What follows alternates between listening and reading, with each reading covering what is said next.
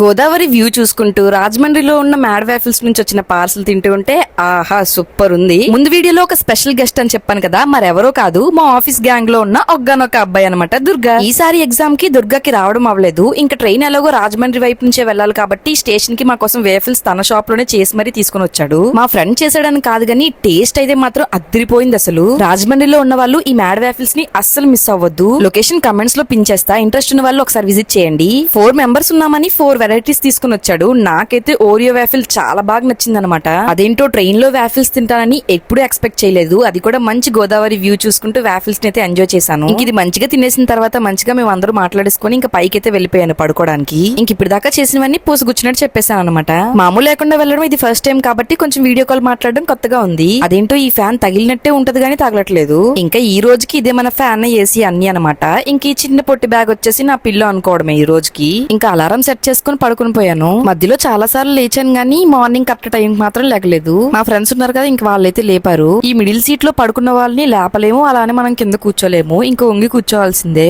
Actually మేమైతే కాచిగూడలో దిగాలి. ఇంకా అక్కడ నుంచి కొంచెం దూరం అవుతుందని చెప్పి మల్కాజ్గిరిలోనే దిగేసాం అనమాట.